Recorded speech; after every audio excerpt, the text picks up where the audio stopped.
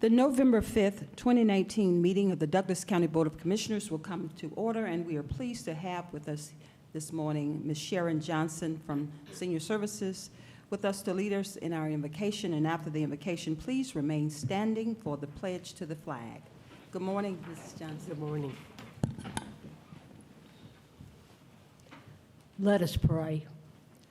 Heavenly Father, as we come here today, Father, we ask for grace and we ask for wisdom, Father, in all things that are conducted here. Father, I ask that you be with our law enforcement, our first responders, and all the employees of Douglas County, that we will show the people of Douglas County that we are the very best. Father, I ask that you be with each one of the commissioners as they go about the work of the county. Give them grace, give them patience, and give them wisdom. And Lord, we ask it all in the precious and holy name of Jesus. Amen. Amen. I pledge allegiance to the flag of the United States of America and to the republic for which it stands, one nation, under God, indivisible, with liberty and justice for all.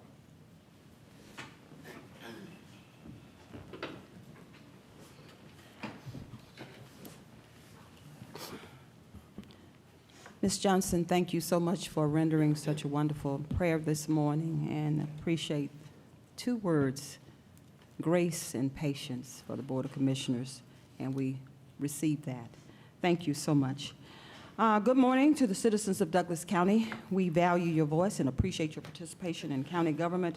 Clerk, I believe you've notified me that we do not have anyone signed up for public comment this morning. Am I correct? Correct. All right, so Board of Commissioners, with that being said, we will move into the approval of our minutes.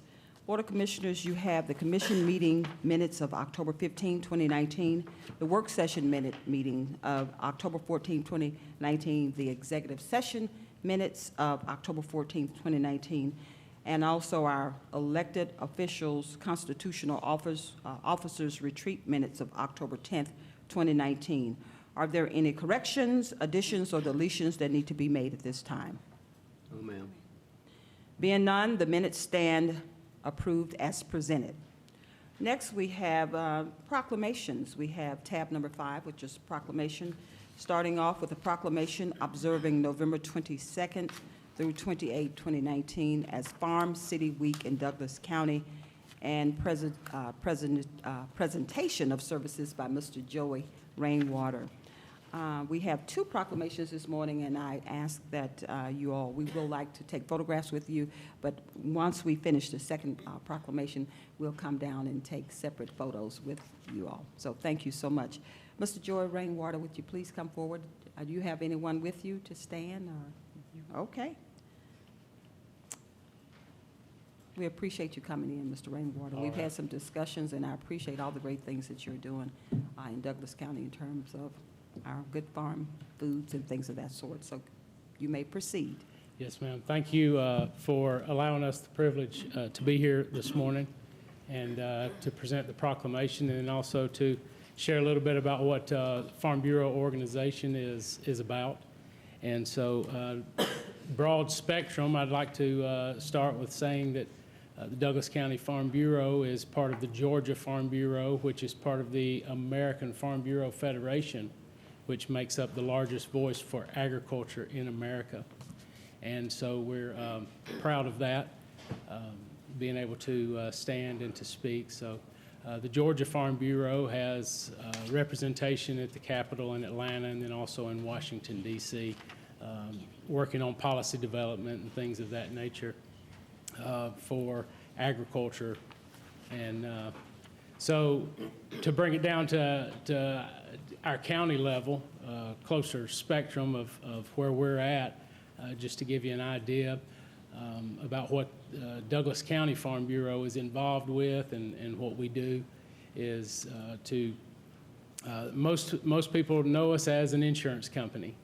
But Farm Bureau is a general farm organization that is run by, it's a nonprofit organization that's run by volunteer farmers. And so we operate under a board of directors, which are all farmers, and that operate our organization. And what I'd like to really highlight today is our work with Ag in the Classroom. And we're working with several elementary schools. I think we're now have come in contact with 11 elementary schools. We're working with Yeager Middle School, and we have interacted with one other middle school just in conversation to promote Ag in the Classroom and to teach these young people exactly what we're talking about with Farm City Week, where our food comes from and what it takes to get it to their table. It takes a lot of hands, a lot of work to get it to the table there. And so we're trying to get into the school system and help young people understand that. And then we're also working with Alexander High School FFA program to support that and to help build that up. And we see a gap in the middle school level. You know, we teach Ag in the Classroom to the elementary school, but we miss the middle school, and then they get the ones that are going into high school, Alexander, and they get there and they're not ready for the FFA program. So we're trying to impact the middle school in that area of agriculture and FFA involvement. And so we're thankful for, I want to say thanks to Mandy Johnson, which is at the central office with the school system. And over the summer, she allowed us and helped us to facilitate a meeting with about 15 principals and assistant principals to share resources that the Douglas County Farm Bureau has available.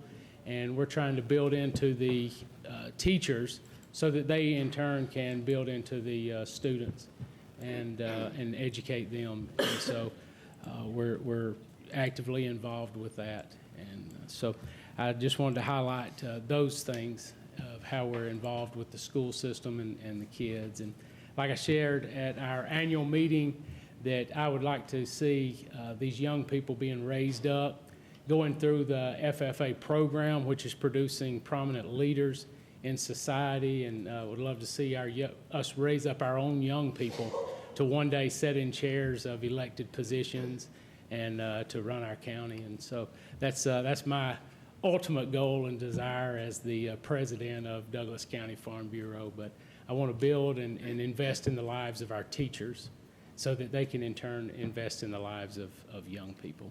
So with all that being said, I know I have a lot I could say, but you know, we want to be respectful of everybody's time. So, with all that being said, I'd like to read the proclamation then. It says for Farm City Week, whereas American farmers and ranchers literally help feed the world by producing a bounty of agricultural products. To do this, they rely on essential partnerships with urban and suburban communities to supply, sell, and deliver finished products across the country and around the world. Rural and urban communities working together have made the most of our nation's rich agricultural resources as they contribute to the health and well-being of our state, our country, and to the strength of our economy.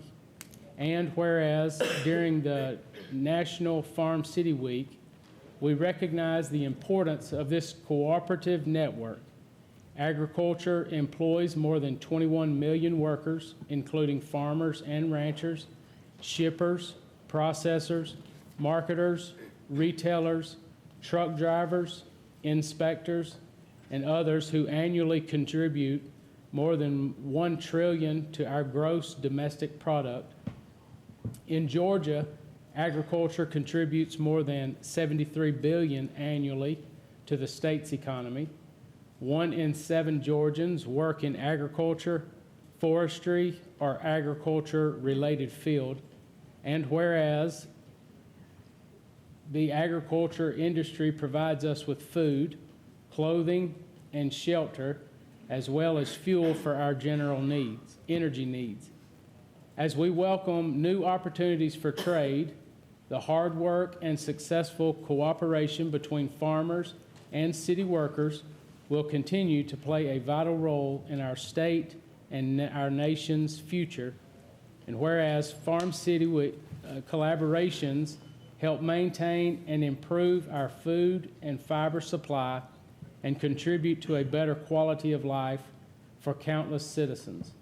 We commend the many Americans whose hard work and ingenuity reflect the true spirit of America and help to ensure a prosperous future for all. And whereas this week, as we gather with family and friends around the Thanksgiving table, it is fitting that we count among our blessings the vital farm-city partnerships that have done so much to improve the quality of our lives. Now, therefore, we do here proclaim November 22nd through the 28th, 2019, as Farm City Week. We call upon citizens in rural and urban areas to acknowledge and celebrate the achievements of all those who, working together, produce and supply our community and nation with an abundance of agriculture products. Thank you so much, Mr. Rainwater. On behalf of the Douglas County Board of Commissioners, we would like to thank our farmers for playing a significant role in providing healthy food and nutrition for the citizens of Douglas County. So we don't take your work lightly. I need to get out there with y'all and do some planting myself because it's healthy. Board of Commissioners, before I call for a motion, anyone have any comment about what our farmers are doing? Vice Chairman Robinson. Thank you, Madam Chair. I was, multitasking here, but in processing, I've always been, when I think about, we talk about our character areas in Douglas County, and I listen to your commentary, rural and obviously urban. And so I appreciate your acknowledgement that both coexist, that they're symbolic, they're symbiotic, they work hand in hand.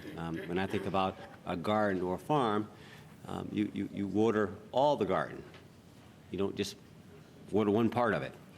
When you talk about the youth, one day running elected life, well, I think they will get it if they come up out of a farm. You got to spread it around, right? You got to till it, you got to work it, right? You just can't water the one tree and not everything. You got to ebb and flow. So the comments that you're making were like, no, I get it. And but what I would like to see is a stronger representation of our rural. I think we have our fiscal policy tends to be focused primarily on, obviously, we're congested. We do what we do. But I'd like to see what can we do more for the farm. If we do have such rural capacity, how do we expand that? And whatever that means for you today, I'm not saying, I'm from Ohio, so I know what true farm looks like in big fields and stuff. But I would love to see a bigger presence, if any way, but we look to you to give us that advice and guidance. So, Madam Chair, I just want to stand here. I support you. I'd just like to see a little bit more prominent position of you versus this time. We'll see you more often. Can we get that, Mr. Rainwater? Yes. Okay. That's all I ask. I'm good, Madam Chair. Thank you. Okay, thank you so much. Commissioner Guider? Yes, I see him almost every year because I go to eat with y'all. But I would like to ask, do y'all work with the Extension Office in any way? We do. We, Kevin? yes. Okay. We collaborate any opportunity that we get. He makes sure that he sends us anything that's going on that they're involved with, that we get that information and get it out to our members, to our farmers, and so that they can participate in classes or whatever the things that they have going on Yeah, are. okay. And we have are trying to make some efforts to work closer with the Master Gardeners, which is also in the school system and doing a wonderful job helping out with school gardens and things like that. So we I notice every time I drive by Mason Creek Middle School, there's a garden, just a small built-up garden of tomato plants. And those are the biggest plants I've ever seen. They'll just be loaded down with tomatoes. And I get little old Tommy toes or something like that, but how many You should FF? ride behind to the elementary school, Mason Creek Elementary School, Okay. and they actually have a chicken coop, Okay. and they're getting eggs. So, How many FFA organizations do we have out here? just one. that's it, Alexander's the only Alexander. one. And what we were targeting with the meeting with Ms. Johnson were those schools that are feeding into Alexander. We found that when Alexander's FFA students go to competitions, they are a little bit behind because they get there in ninth grade and others have already been through it in middle school. And so they're already, and they can participate, the eighth graders can participate in a ninth grade competition. So they've already got some practice in when they get to Yeah. ninth grade. But is there, are y'all planning on trying to get more in some of the other schools? We had talked with Ms. Johnson about that. Right now, there's not enough allotments. I don't understand all that process in the school system there. So the way we were trying to go about it was having, instead of an FFA chapter, having an agriculture club in the middle schools. Oh. So we can do everything that the FFA chapters do, we're just not a registered chapter. But then that would kind of prep the students. I'm working with Jaeger, and it's kind of held up right now on my part. I've got to get a background check and things like that to work with the school in that club. But right now, we're in the process of starting a club at Jaeger Middle School. Very And Ms. good. Dukes is very inviting and working with us on So that. if any parents are interested in having their child go through something like this, they need to be talking to their school board members or their school Sure, officials. I would To definitely. urge them to start a chapter. Yes. Okay. All right, I yield back. Thank you. Okay, thank you so much, Commissioner Guider. Board of Commissioners, you have heard the proclamation. Do we have a motion to approve? So move. Second. We have a motion and a second. Any discussion? We have a motion and a second. Please prepare to cast your votes.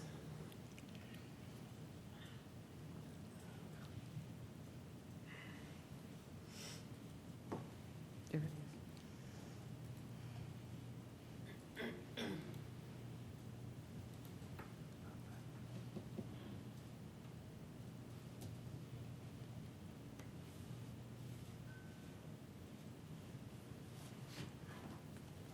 Board of Commissioners, we have a 4-0 unanimous vote, and the motion carries. Congratulations, Mr. Rainwater, and we'll, if you would just wait on us, we will take a photograph with you just as we finish our last proclamation Okay. for today.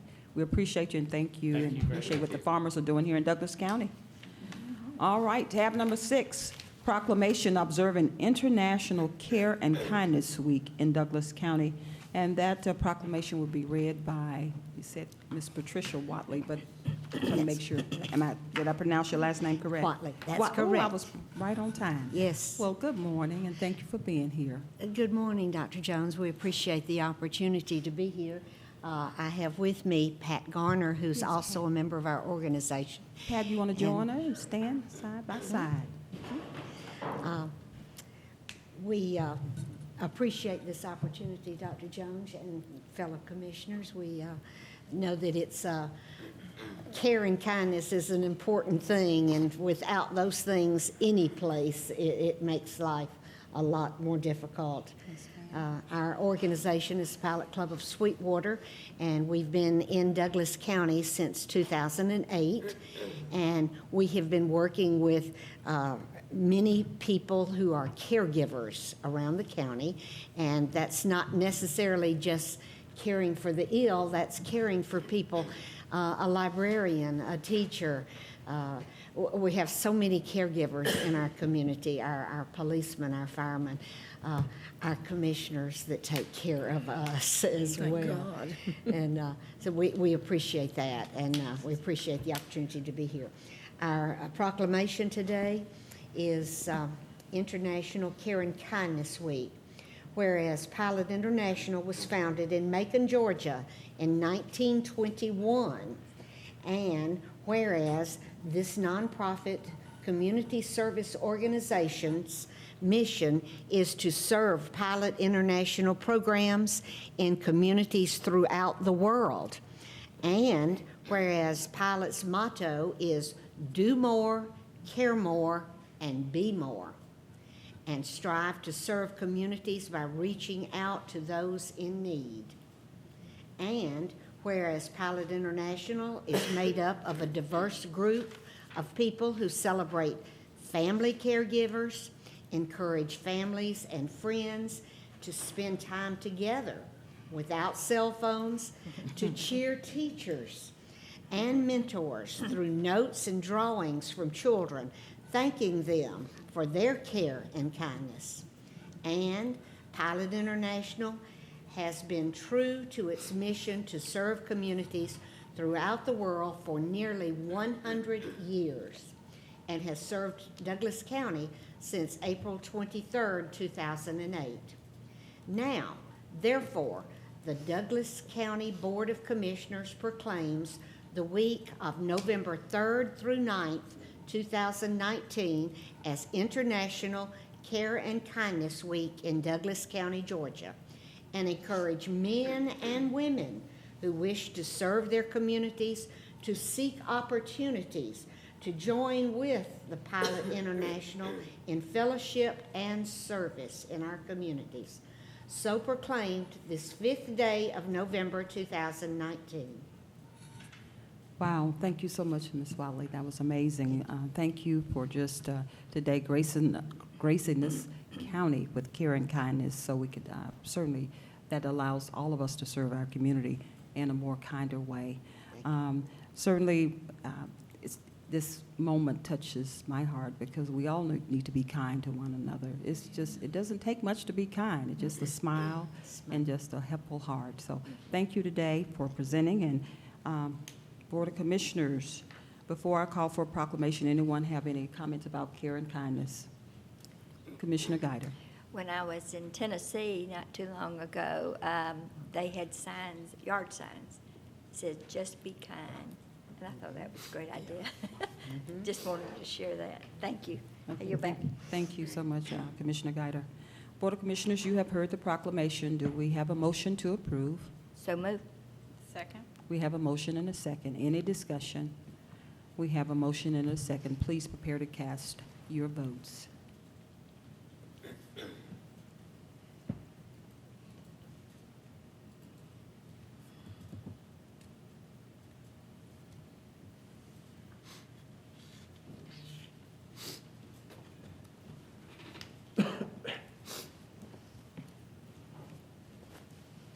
We have a 4-0 unanimous vote, and the motion carries. Congratulations on kindness. Thank you. This weekend. We're going to come down and take a photograph. We'll start with you, Mr. Rainwater, first, and then Ms. Watley.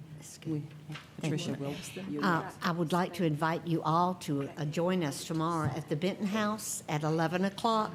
We're having a luncheon, and we'll be honoring 12 caregivers from the Douglas County area.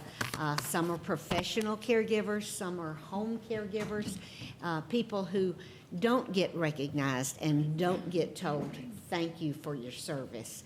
If you would like to join us, we'd be glad to have you for lunch. Okay, be honored. thank you. Appreciate the invitation.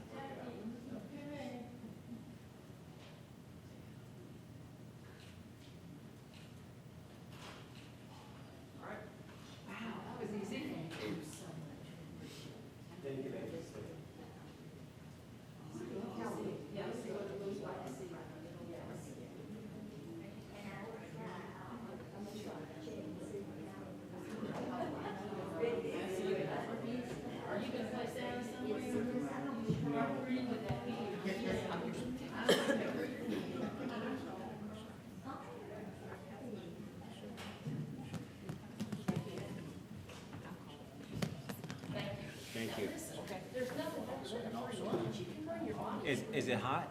Salad. Oh, sounds good. But it's good salad. We'll have it salad. We're good. Yes, ma'am.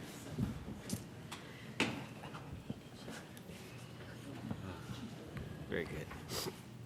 Again, thank you, Ms. Wally, for that amazing presentation and proclamation for Caring Kindness Week. Board of Commissioners, before we dive back into our agendas, just one area that I will be proposing that we table. But before I do that, I want our legal counsel to just chime in and just tell us why. And it's tab number 35 under the consent agenda. And it's the authorization to advertise for a public hearing to create a new ordinance regarding disorderly conduct at the request of the Solicitor General. Madam Chair, at the request of the Solicitor General, she asked that we hold this until the next work session and voting session so that there can be more dialogue between her and the Sheriff's Office and the DA. The Sheriff was here earlier, he concurs in that, and he's spoken to the DA. And so I will distribute the current draft of this to y'all today electronically, because it's moved a lot since yesterday. So you can see what the current draft is, with the understanding that it's being circulated among law enforcement, the DA, and her office for further input. So she would ask that y'all table it and move it to the next agenda item, the next voting meeting. Good. Okay. All right. With that being said, Board of Commissioners, do we have a motion to table number 35 under the consent agenda of this? So move. Second. Okay, we have a motion and a second. Any discussion? We have a, Yes.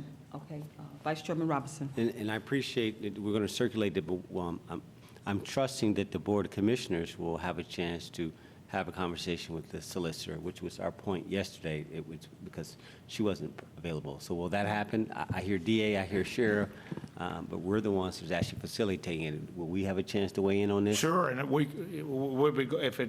just didn't want her waiting around if y'all were going to table it today, but we'll be happy to tell her y'all would like to talk with her. She can come to the work session to explain. It is her carry. We're just helping her with the drafting. Understood.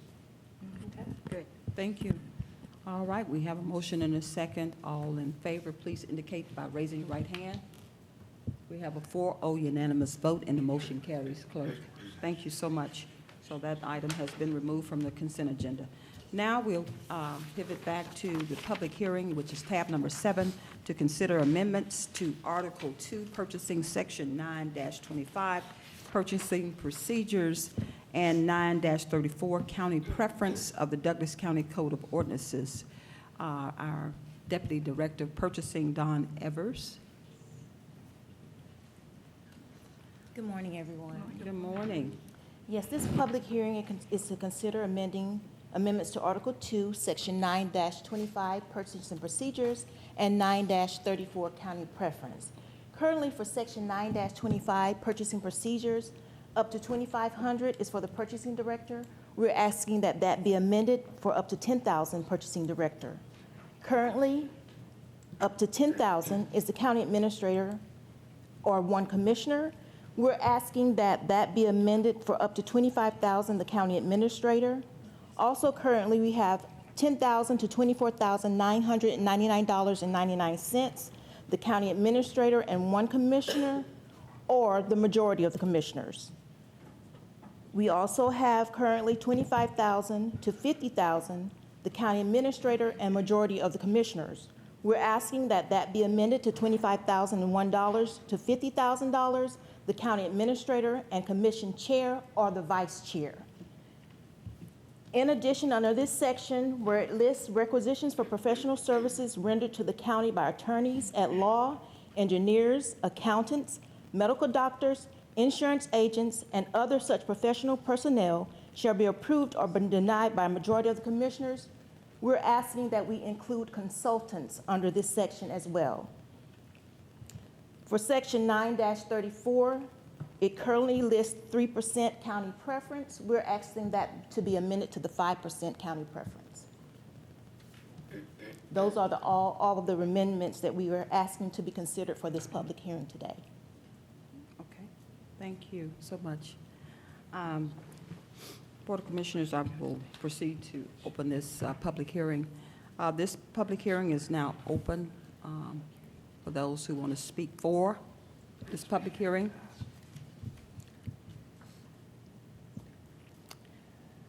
Is anyone here that would like to speak against this public hearing? That's considered to amend Article 2 Purchasing, Section 9-25. Being none, this public hearing is closed. Board of Commissioners, any comments before I call for a motion? Commissioner Guider.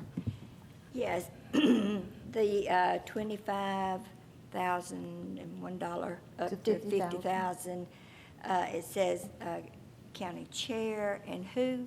County administrator and commission chair or the vice chair. Okay, now the vice chair, is that in the absence That is of the correct. chair? Yes. Okay, does that need to say that?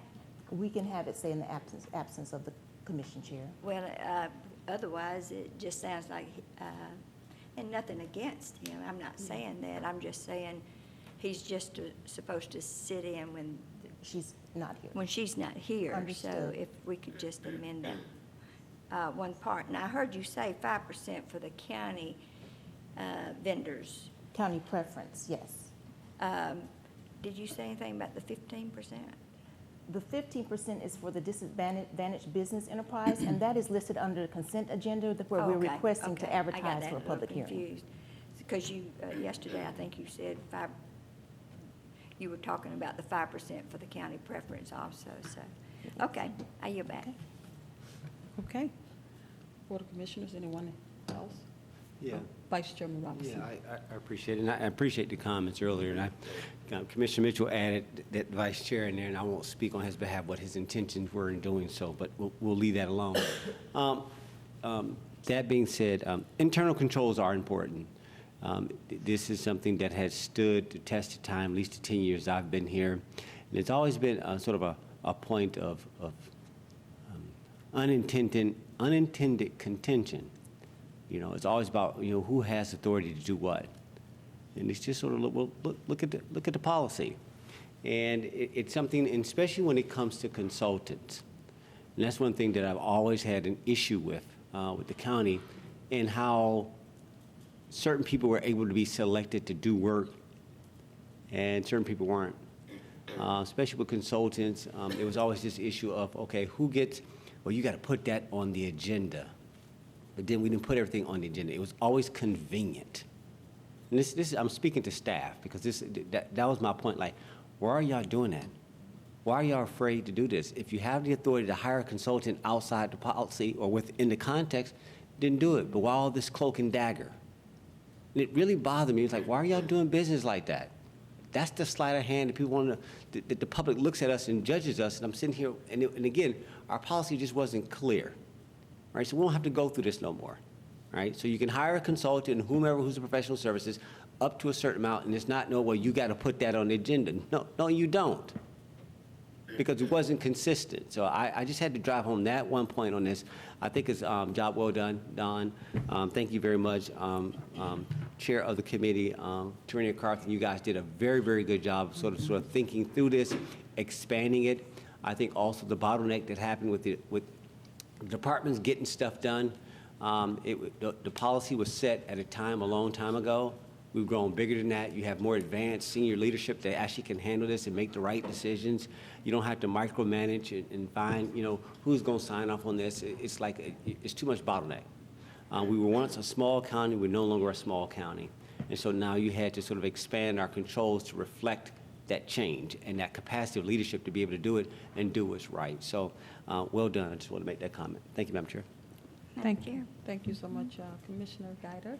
I forgot to say something. Okay. Would you read the part again about the consultants now? Requisitions for professional services rendered to the county by attorneys at law, engineers, accountants, medical doctors, insurance agents, we're asking to include consultants and other such professional personnel shall be approved or denied by a majority of the commissioners. So are you saying that we can't bid out anything in that category without having a consultant?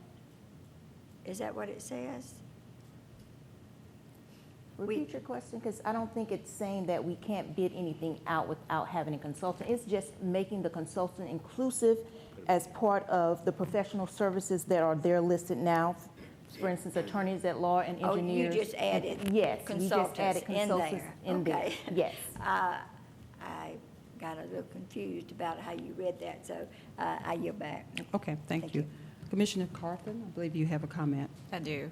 I just wanted to point out, sometimes we have policies and procedures in place, and we don't think about the, I'll use my other commissioner's term, the bottleneck that it creates. I think hopefully this policy will help our internal controls. Basically, it will help our county administrator to be able to do more in his capacity. We enable him to do things, and then we constrict him on what he can do. So I hope this helps him and other staff to get things done. Sometimes we do things for those outside, and sometimes we need to do things for those of us inside. So this was one of those policies that I was happy to help enable, and also our county preference, which is really huge. 3% sometimes when you're bidding is not enough to kind of help make a difference. So upping it to 5%, which is along the lines of what other counties are doing, just made more sense. So a lot of times I like for us to do things that just make sense, because it simply makes sense. So I'm happy that these are coming before us, and that we are helping our staff to be able to do their jobs. I yield, Madam Chair. Thank you so much, Commissioner Carthen. And I want to publicly thank our Board of Commissioners for serving in their chairman roles for these various committees. They have exceeded my expectation in many ways, and just I'm so excited about all the process improvements within the organization. You know, we could have stalemate or stagnant, but we are beginning to just spread our wings from all levels, and all the committee chairs, I commend you, and I want to say that from a public matter, because I can't do all this by myself, and I know without you all, I'm absolutely nothing, so I appreciate the Board of Commissioners. And now, with that being said, Board of Commissioners, do we have a motion to approve the public hearing for the purchasing procedures and county preference of the Douglas County Code of Ordinance? So moved. Second. We have a motion and a second. Any discussion? We have a motion and a second. Please prepare to cast your votes.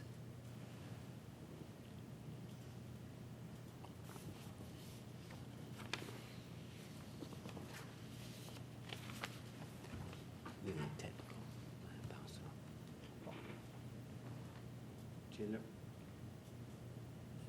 System one.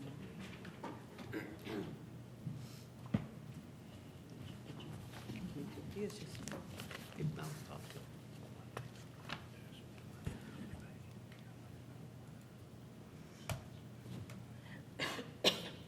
Yeah. I'm good. Thank you. Get it back on the line. I'm good.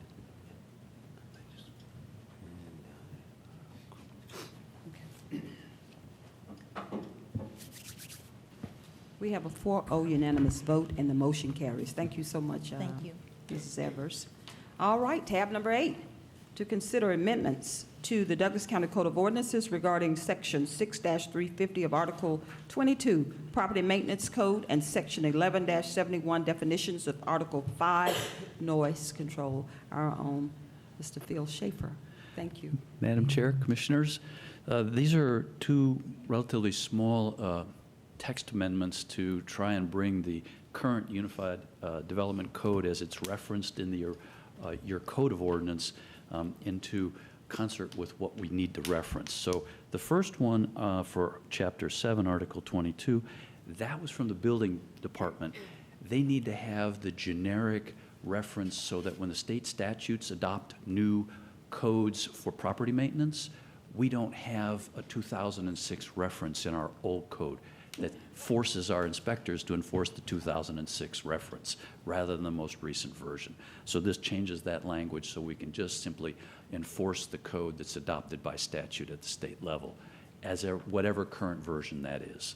And then the next amendment we're asking for is to amend some definitions in the noise ordinance so that it references our current Unified Development Code instead of the old zoning ordinance from 2004. So the definitions in our current Code of Ordinances, your side rather than our zoning side, is actually referencing material from 2004.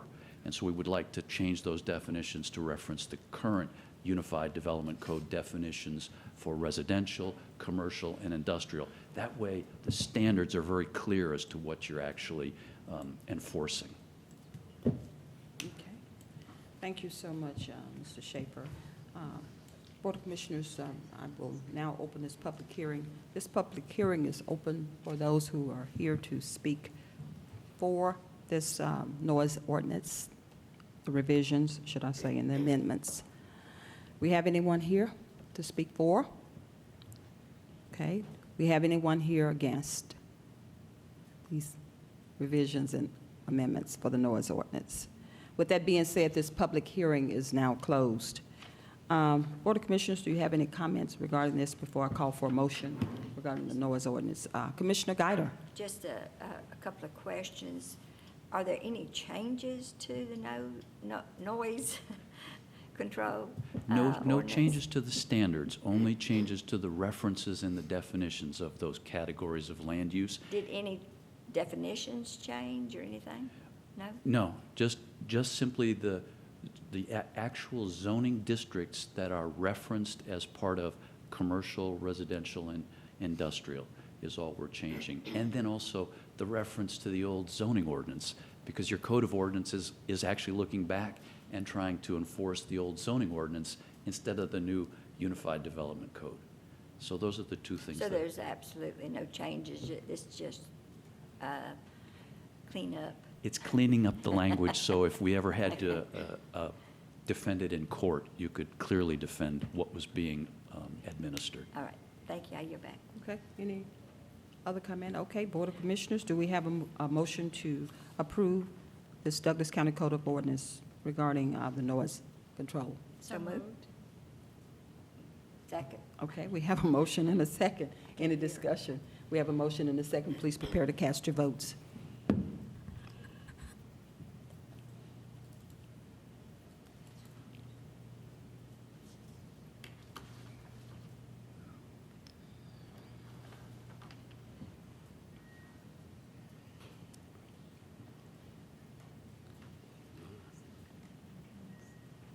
It's not here.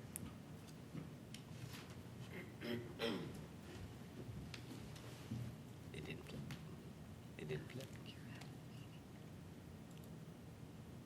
There we go. Oh, it logged on. Okay. Gracias.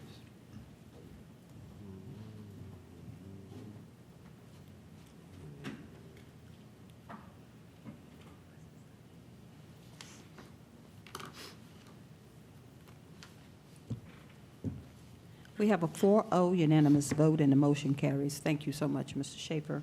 Next, Board of Commissioners, we'll move to our business items. Tab number 9 is authorization to enter into a professional services contract with the consulting firm of Goodwin Mills K. Wood in the amount of $38,880 to evaluate the responses to the request for qualifications, solicitation number 19-017, to establish a list of qualified on-call consulting firms for use on future transportation projects to be paid out of the CTF as recommended by the Transportation Committee, and authorize the chairman to sign all related documents. Do we have a motion to approve? So moved. Second. We have a motion and a second. Any discussion? Commissioner Guider? Yes, ma'am. I don't understand why we have to have a consulting firm to come up with a list of consulting firms. We have very qualified staff here. We require that they have certain degrees or experience and so forth. And I think if we're not going to use them, then maybe we don't need to hire people with all these degrees.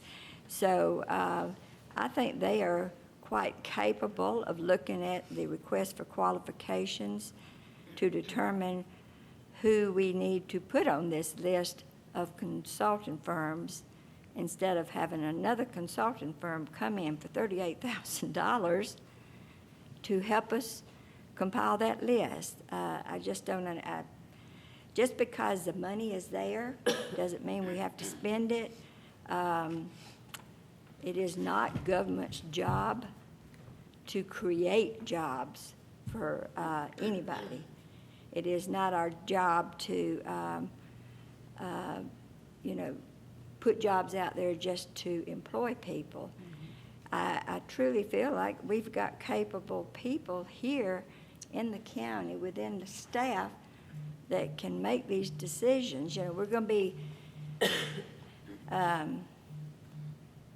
be approving contracts for a lot of the department heads very soon. And they get paid pretty good here in Douglas County. And we need to just hone in on their qualifications. I have full confidence in their judgment, so I just don't agree with this. And with that, I yield back.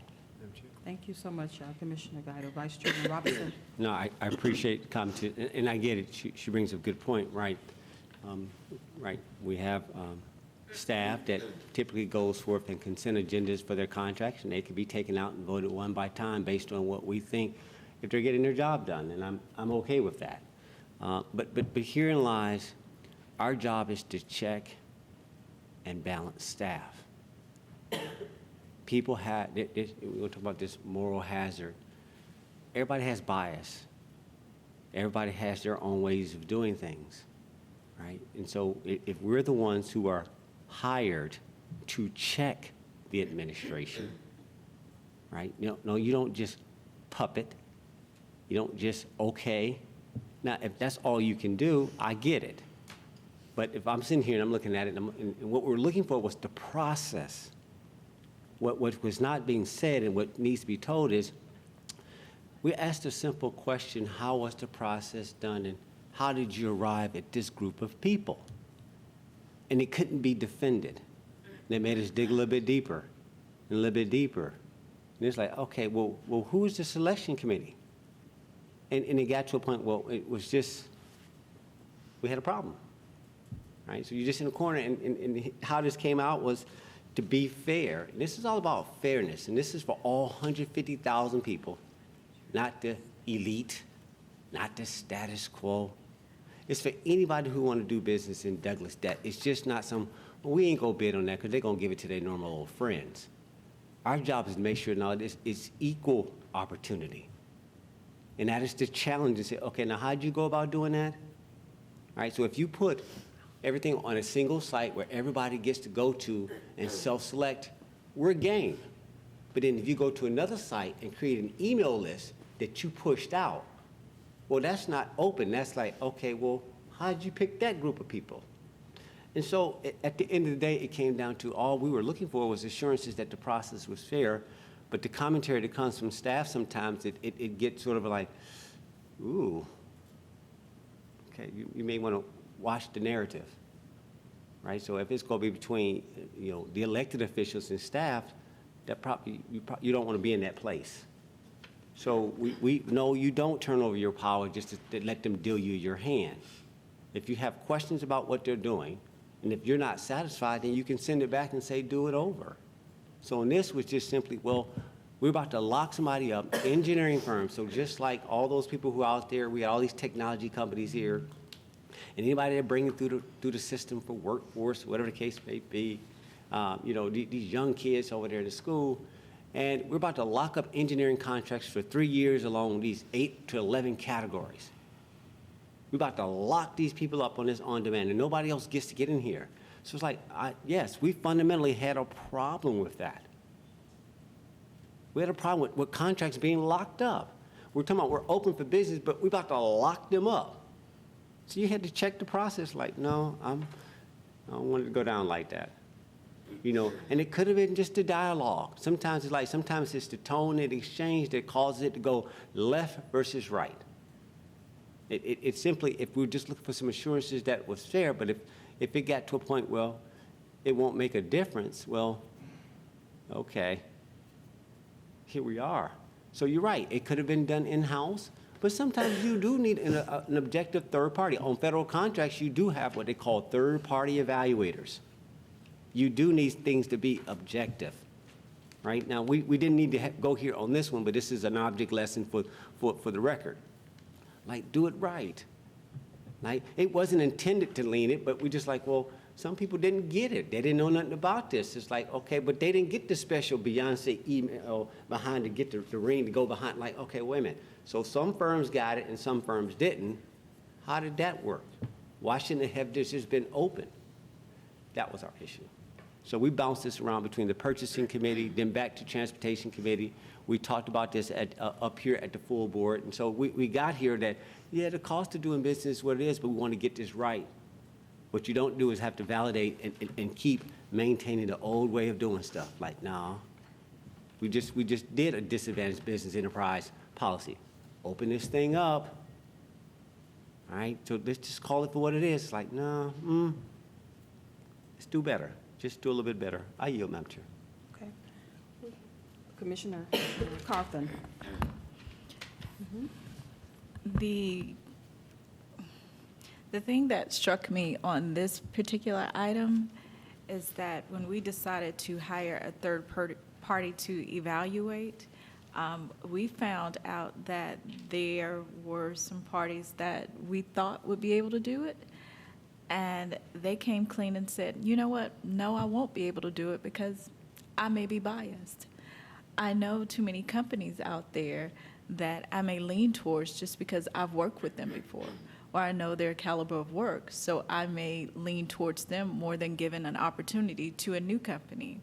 And so if Douglas County keeps saying we're open for business, but we keep giving the business to the same entities, then we're not really open for business, meaning we don't really want the newcomers out there who have the experience, who have the qualifications, but we just may not be familiar with them. So in doing this, this was really an eye-opener to all of us, and staff sits on the committees as well. And so they brought their ideas, they brought their people who they thought could do it, and found out, wow, you know what, they can't. So the company that is doing it is a totally new company to all of us. They are willing to come in and evaluate with a clean slate, and I believe because we opened this back up, we're getting some opportunities to probably get better pricing, better fair quality results. So I think, you know, although this is costing us a little more, and I don't want staff to think that we think they're incapable. They're not incapable.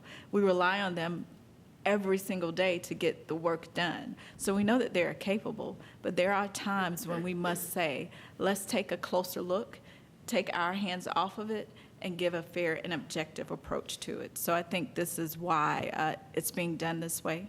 And I think I applaud our staff for being able to say, hey, maybe you're right on this one. Maybe we do need to bring in somebody else. And the results are the results. So with that, Madam Chair, I yield. Thank you so much. Commissioner Guider. I just wondered how this consulting firm was chosen without another consulting firm choosing them for us. So a choice was made here to choose a consultant firm to look at the consultant firms. And so it just, sometimes I think we just, we have a pot of money from the splosh, and we just think that, you know, it's just there for anything and everything. So I yield back. Okay, thank you so much, Commissioner Guider. Board of Commissioners, we have a motion and a second on the table. And we've had some discussion. Please prepare to cast your votes.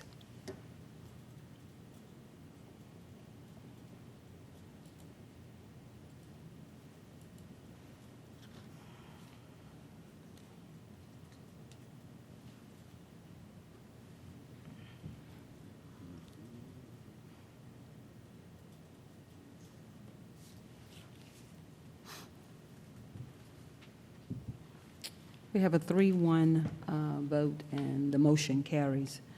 We'll move on to new business. New business is authorization to purchase a right-of-way of easements from parcel number 0083015024214, located at 2330 Iron Horse Drive, in connection with the Chestnut Log Middle School sidewalk project, and authorize the chairman to sign all related documents. Board of Commissioners, do we have a motion to approve? So moved. Second. We have a motion and a second. Any discussion about the sidewalk? We've been waiting quite a while. We have a motion and a second. Please prepare to cast your votes.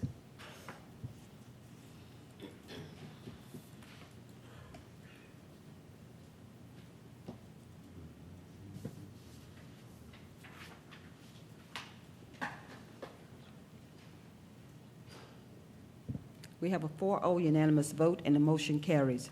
Next, we have authorization to purchase easements from parcel number 0160150100, located at 2408 Pope Road, in connection with the Chestnut Log Middle School sidewalk project, and also authorize the chairman to sign all related documents.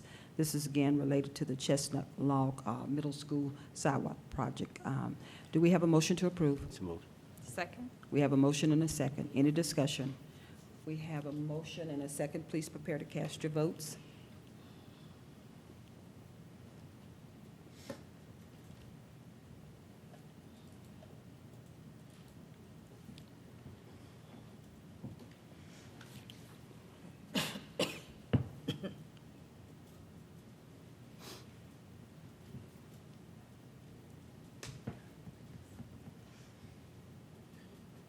We have a 4-0 unanimous vote, and the motion carries.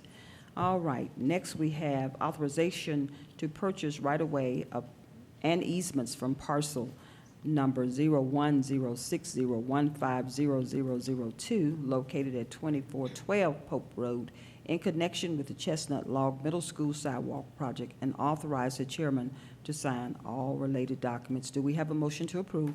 So moved. Second? We have a motion and a second. Any discussion? We have a motion and a second. Please prepare to cast your votes.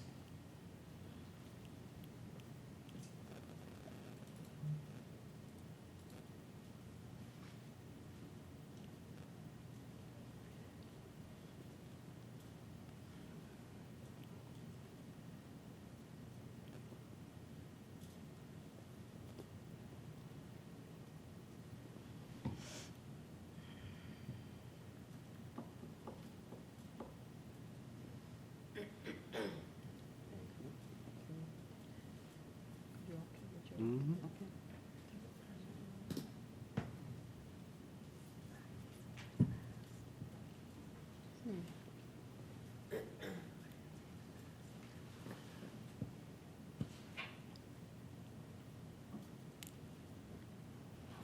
Do you need me to take a manual vote, Lisa? I mean, I can tell you what it is. It was 4-0. It's a 4-0. Board of Commissioners, we have a 4-0 unanimous vote. Okay. We'll move on to tab number 13, authorization to purchase easements from parcel number 00830150272, located at 2460 Pope Road, in connection with the Chestnut Log Middle School sidewalk project, and authorize the chairman to sign all related documents. Do we have a motion to approve, Board of Commissioners? So moved. Second? We have a motion and a second. Any discussion? We have a motion and a second. Please prepare to cast your votes.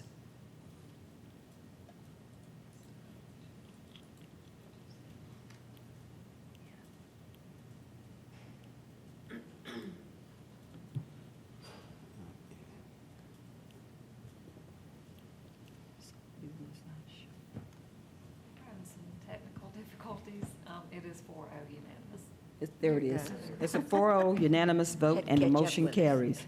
All right, tab number 14, authorization to enter into a final settlement agreement with stipulations for a consent order and final judgment pursuant to condemnation proceedings for required right-of-way and easements on parcel ID 0962-1820003, project parcel number 47, located at 2174 Lee Road, in connection with the Lee Road widening Phase 2, well, should I say Project Phase 2, P1 number 0004428, and authorize the chairman to sign all related documents. Board of Commissioners, do we have a motion to approve? So moved. Second? We have a motion and a second. Any discussion? We have a motion and a second. Please prepare to cast your votes.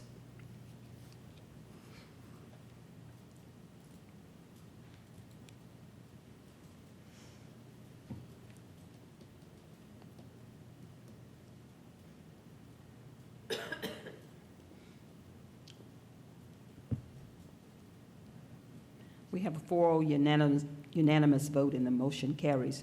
Tab number 15, authorization to enter into a final settlement agreement with stipulations for consent order and final judgment pursuant to condemnations proceedings for required right-of-way and easements of parcel ID number 012901500195, project parcel number 2, located at 2710 Fairburn Road in connection with the Lee Road widening, project phase 2, and P1 number 004428, and authorize the chairman to sign all related documents. Do we have a motion to approve? So moved. Second. Okay. Mhm. We have a motion and a second. Any discussion? We have a motion and a second. Please prepare to cast your votes.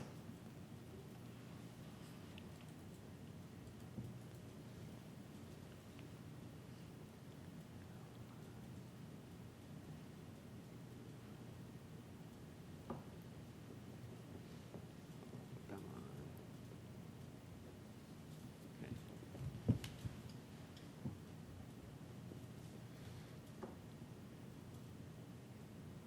We have a 4-0 unanimous vote, and the motion carries.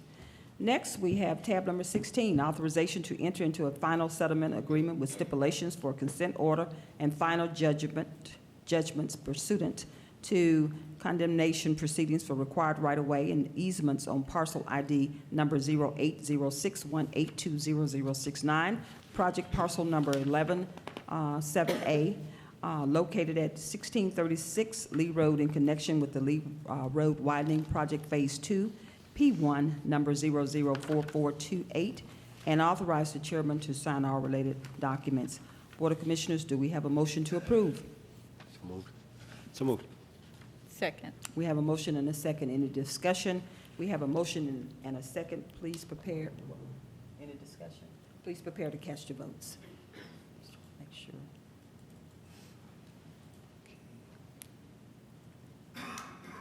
Okay, vote. We have a 4-0 unanimous vote, and the motion carries.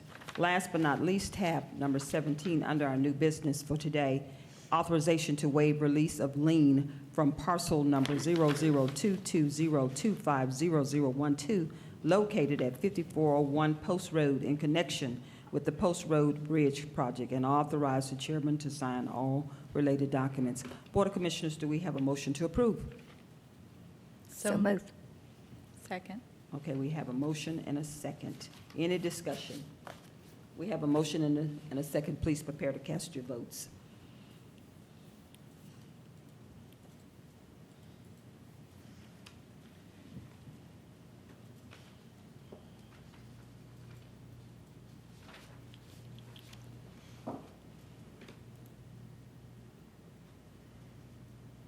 We have a 4-0 unanimous vote, and the motion carries. Board of Commissioners, now we move on to our consent agenda. Keep in mind, it's pretty robust, and it'll take me just a few minutes to read all this, but just be patient with me. And also, please be reminded, all items are subject to final legal review. Tab number 18, which is resolution in support of Operation Christmas. Tab number 19, authorization to accept a Victims of Crime Act, VOCA, continuation grant in the amount of $359,937, which includes additional training funds in the amount of $4,960 with a match of $992 from the Prosecuting Attorneys Council, PAC, and Georgia Crime Justice Coordinating Council, CJCC, and authorize the chairman to sign all related documents and amend the budget if needed. Tab number 20, authorization to approve an amendment to the software agreement with Image Trend to include No2 software faxing capabilities, to rescind previous authorization to enter into agreement with No2, and authorize the chairman to sign all related documents. Tab number 21, authorization to renew an agreement between JBI, Justice Benefits Incorporation, and Douglas County Sheriff's Office for 2019, and authorize the chairman to sign all related documents. Tab number 22, authorization for Douglas County Sheriff's Office to renew contract with Control Concepts for 2019 through 2020 in the amount of $18,720, and authorize the chairman to sign all related documents. Tab number 23, authorization to approve the 2020 schedule for work sessions, commission meetings, planning and zoning board meetings, and variance hearings. Tab number 24, authorization to accept fiscal year 2019 through 2020 Atlanta Region Commission grant in the amount of $97,184, which requires a local match of $69,296 for the Connect Douglas voucher program for senior adults and individuals with disabilities, and authorize the chairman to sign all related documents and amend the budget as necessary. Tab number 25, authorization to amend the GEPCOR Defined Benefit Plan Agreement for Douglas County employees to permit reemployment of retired participants, and authorize the chairman to sign all related documents. Tab number 26, authorization to award the bid for ballistic security panel installation, solicitation 19018, to Barnsley Construction Group for a total cost of $53,522 as recommended by the Purchasing Oversight Committee, and authorize the chairman to sign all related documents. Tab number 27, authorization to advertise for a public hearing to consider an amendment to Article 2 purchasing to add Section 9-35 Disadvantaged Business Enterprise Program of the Douglas County Code of Ordinances. Tab number 28, authorization to amend the budget for fleet in the amount of $154,503 for the purchase of a new roof. Tab number 29, authorization to enter into consulting contract with Wilbarn Engineering in the amount of $26,658.09 to provide traffic monitoring services around the mall area during the 2019 holiday, and authorize the chairman to sign all related documents. Tab number 30, authorization to enter into a memorandum of agreement with the City of Douglasville to share in the cost of contracting with a consultant to provide traffic monitoring services around the mall area during the 2019 holiday season, and authorize the chairman to sign all related documents.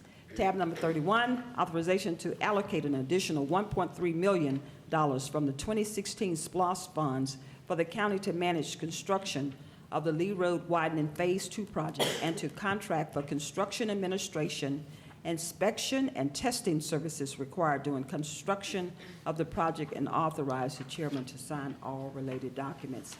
Tab number 32, authorization to award a task order in the amount of $145,393 to Peak Pavement Markings LLC to install pavement markings on various county roads per the attached list in accordance with their on-demand contract, to be funded from the approved 2019 DOT budget, and authorize the chairman to sign all related documents.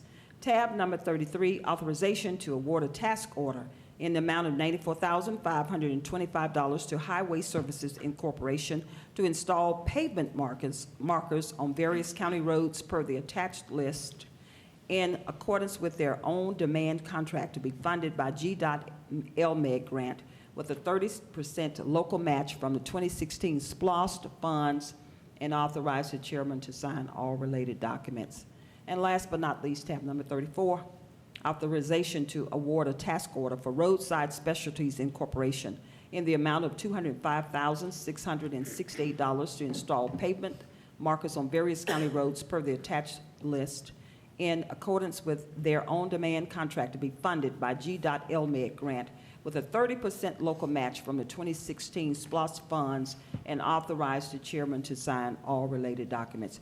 Board of Commissioners, you have, this concludes our consent agendas. Do we have a motion to approve? So moved. Second. We have a motion and a second. Any discussion on any particular item or topic? Vice Chairman Robinson. Yeah, I'm just going to make some comments. I'm not going to belabor this. That was long, and I think we worked long enough yesterday. That was the first time we ever worked all day in my 10 years being in office. I mean, literally from coming in to the end. So I think we worked through these issues. Just a couple I want to highlight, and I just want to, I want to pick back up on the disadvantaged business enterprise. I know the chair of the committee will speak, but I think that's an important topic. It was important, again, to give assurances of equality throughout the county, those who are trying to do business. Douglas County has a reputation historically of same old people. Even on our SPLOST, we put out a 78-page RFP to change to our RFQ, and word on the street was they like, well, they must already got somebody. It don't take 78 pages for. All right, so there's some maturity and some seasoning here that those who can hear, like, no, that day is over. Break it up, right? Expand the territory. I'm not necessarily saying remove the status quo, but expand it. Allow other people to participate, right? Give them an opportunity. You're not guaranteeing anything. You're just guaranteeing the opportunity that you'll at least see me, you know? And so that's important. We're finally putting a policy in place that's not a policy buried in a department. It's an ordinance. It's countywide. I know staff was trying to keep it down. Well, that's just make that a policy in the department. No. And that's sometimes where I appreciate my commissioner's comment, but it's going in a different direction.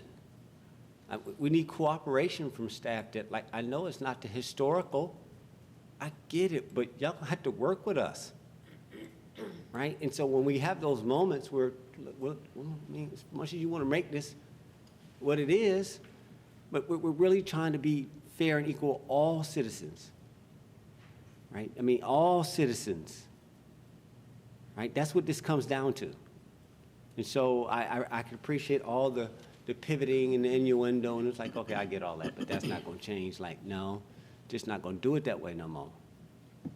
Right? And so I think what we're sending the message to everyone is that, no, I mean, it's one thing to say you're willing to do business and we're open for business, but if you're doing the same old things, then nothing's changed. It's just a pretty face that's sitting up there like smiling and stuff, and yet nothing's changed. The leadership was changed for a reason, not to maintain the status quo. They can be there, but there's other people that also participated in the process that want to say, well, can I get my voice in there? Do y'all guys see me? Right? That's what this comes down to. Right? And I know everybody, that silence, but work too hard to get to a place like this to sort of shrink, be afraid to have the conversation. Right? So this was important. I want to acknowledge that. I'm stated because I'm going to yield the floor.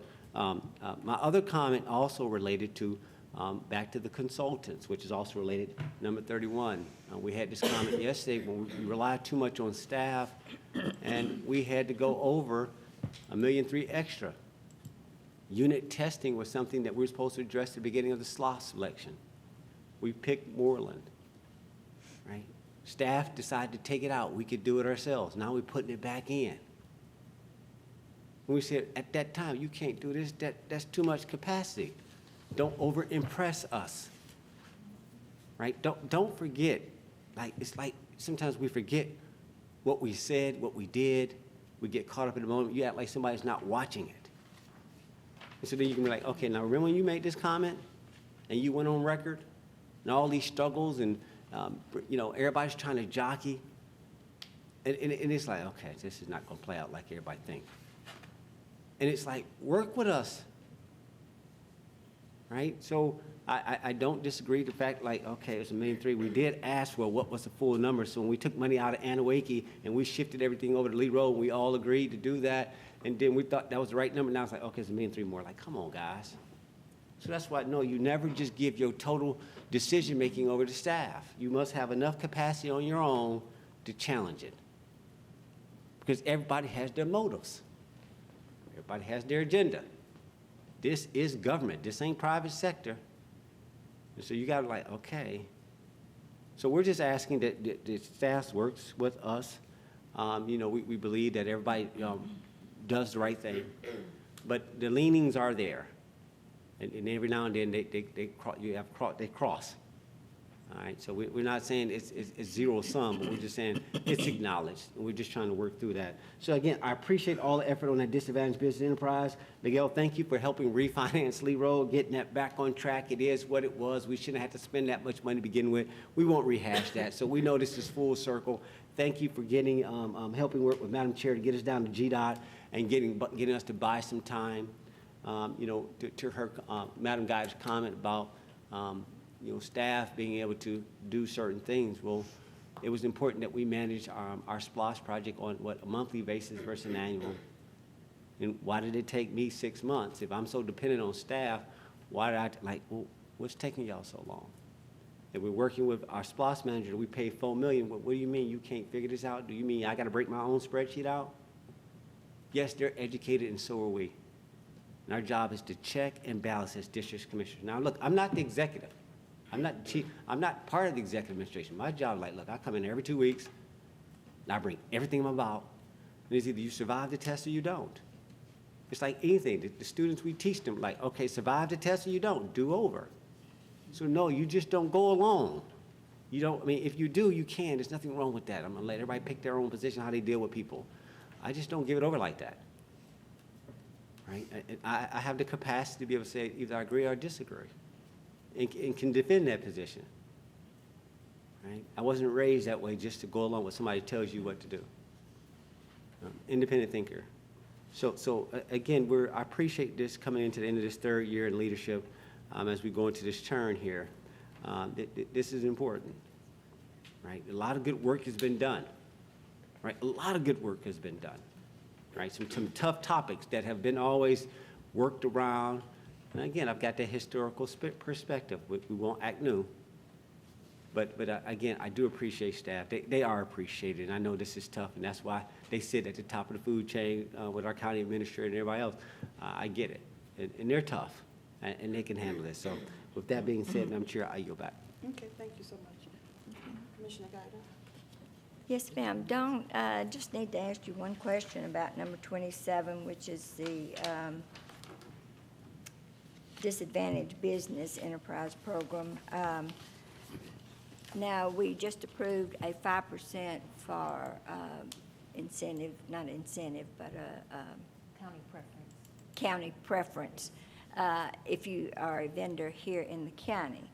What if they are a disadvantaged business and they're located here in Douglas County? Are they getting 20%?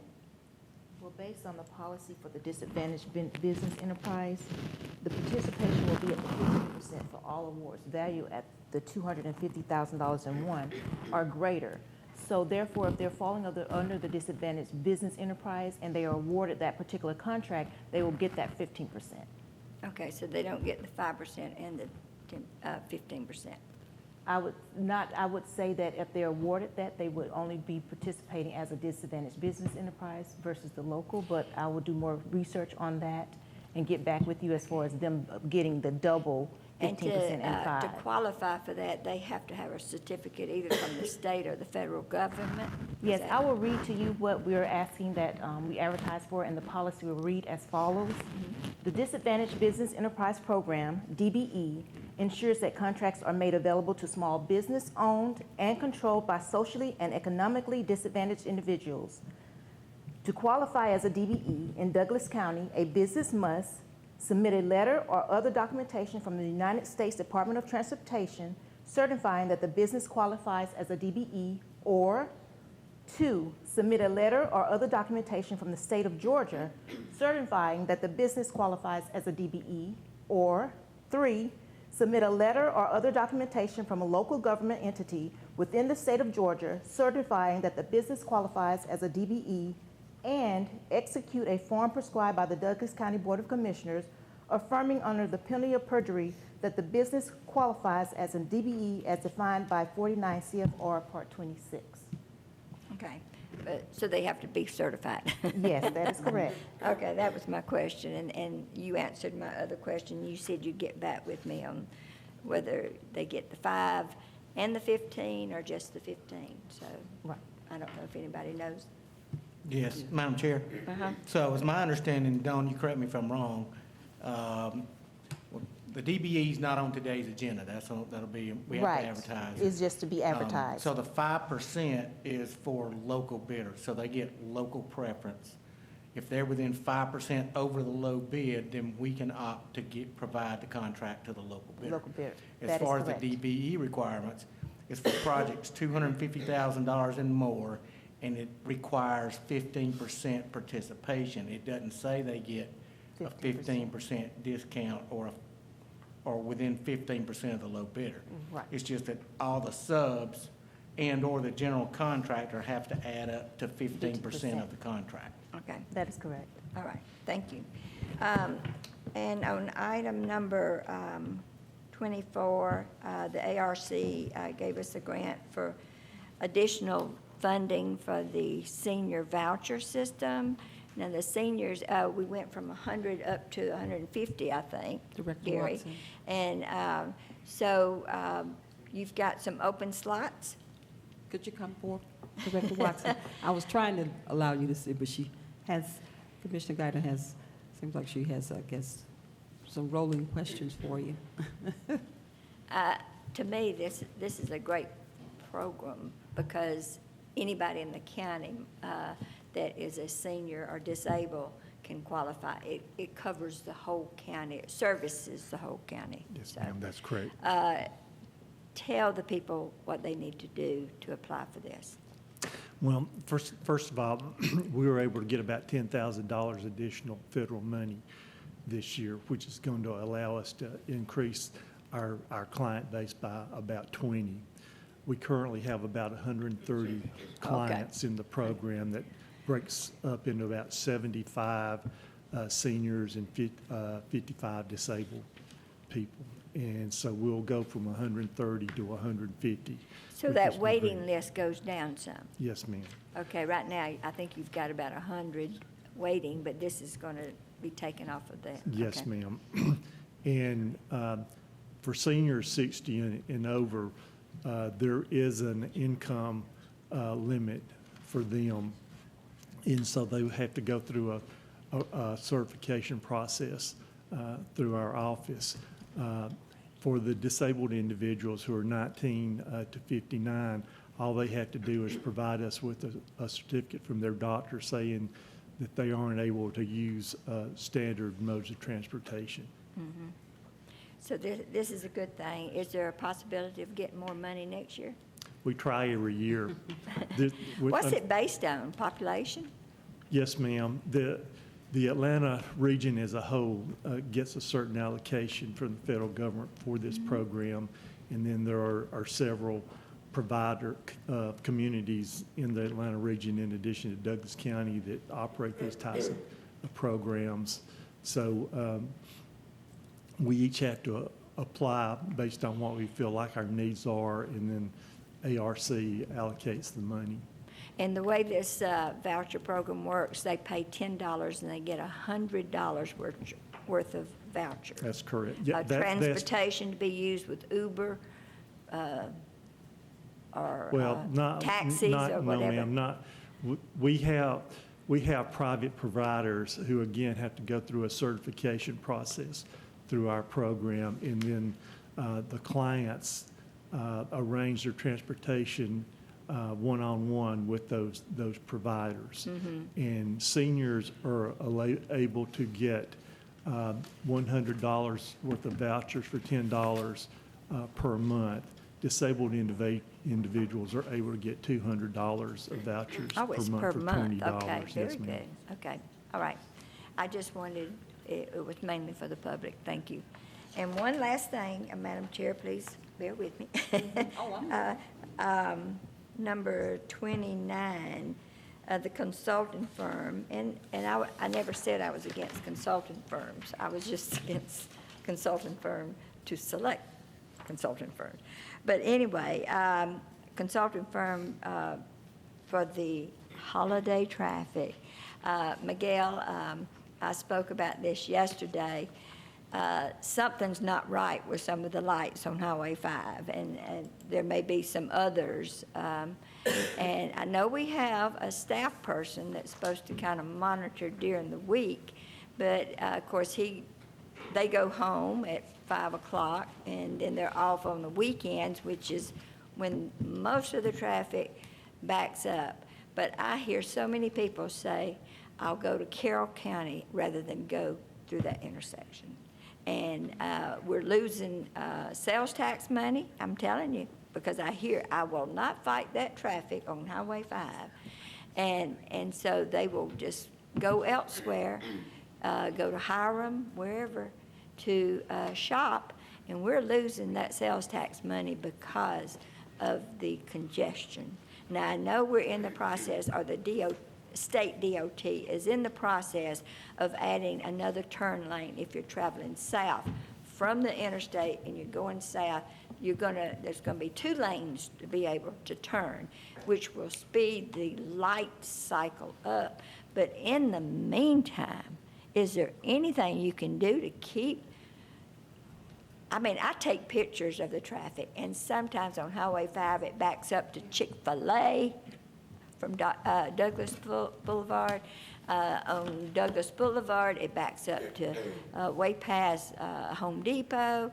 It is awful, and we haven't hit the holiday season yet. So whoever's doing it, we need to improve on it. They need to look and see how that traffic is backing up. And so this firm is going to be there during the holidays, during the weekend, I guess.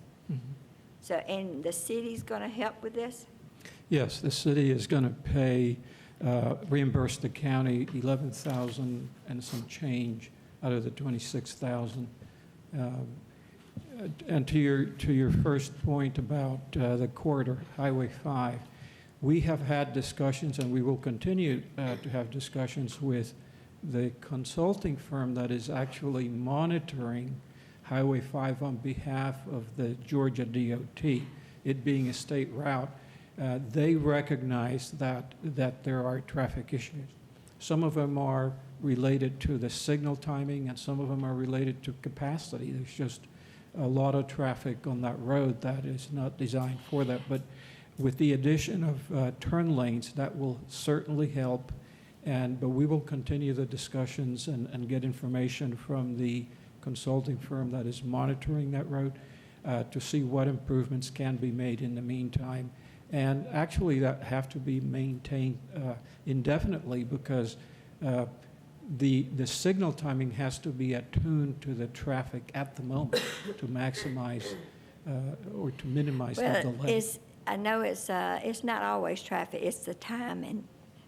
When it lets about 4 cars through an intersection like that, especially if you're going straight across, you're on Douglas Boulevard and you go across Highway 5, it's awful. There's something wrong with the timing, I'm telling you. Now, we are in the process. We've already got a firm to do the design for the northbound lane right there on the corner where the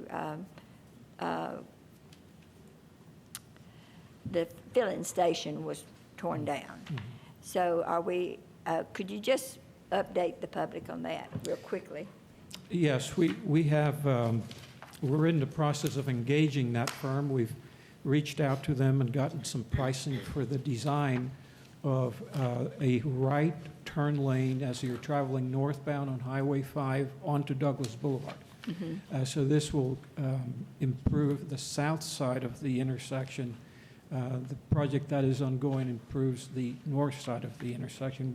With both of those improvements, it should certainly help the traffic getting through that intersection and also the traffic that is destined for the mall. So it certainly will improve, along with tweaks to the signal timing. It should improve the situation. There's often wrecks there, and there's near wrecks, because people get frustrated and they'll go through a red light after it changes. So with that, I yield back, Madam Chair. Thank you so much, Commissioner Guider. Commissioner Carter. You're free to go, Miguel. Oh, thank you.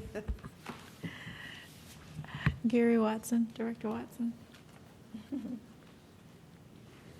So on number 24, our authorization to accept funds from the Atlanta Regional Commission, you stated earlier that that's federal money.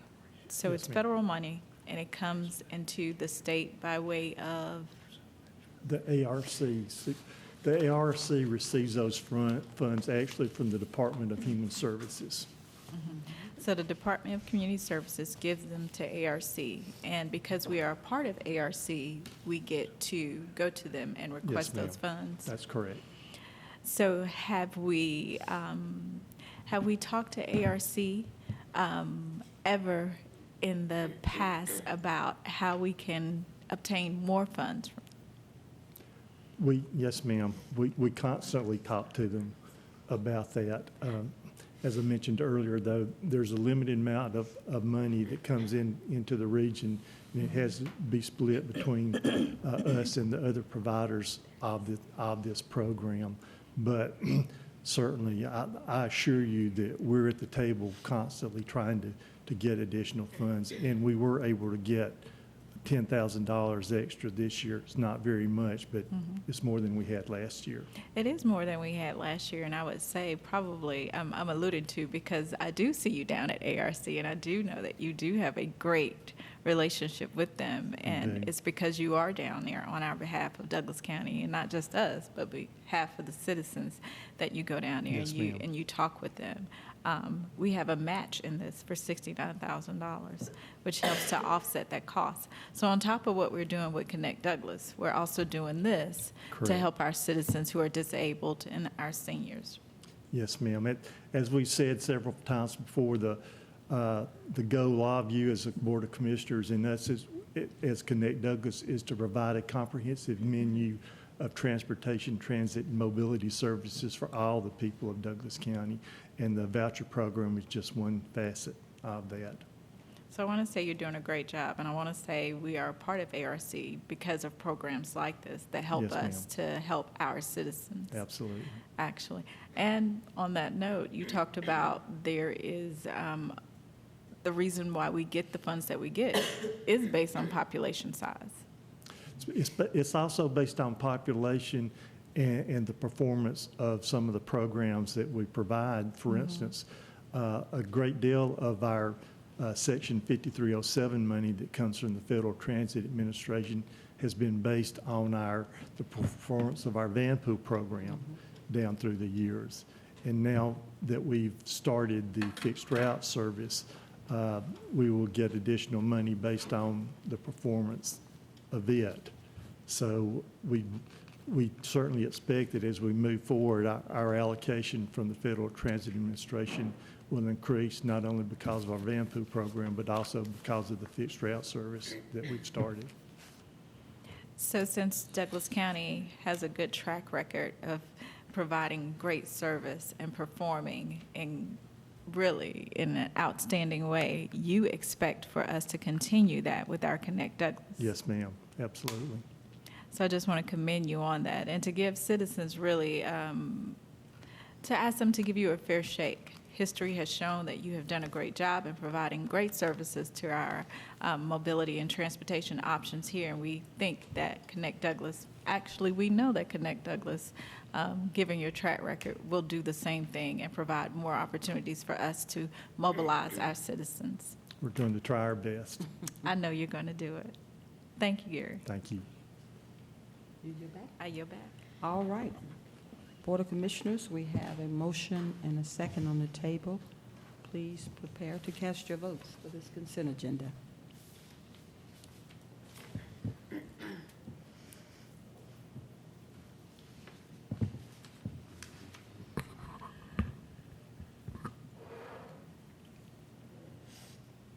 We have a 4-0 unanimous vote, and the motion carries.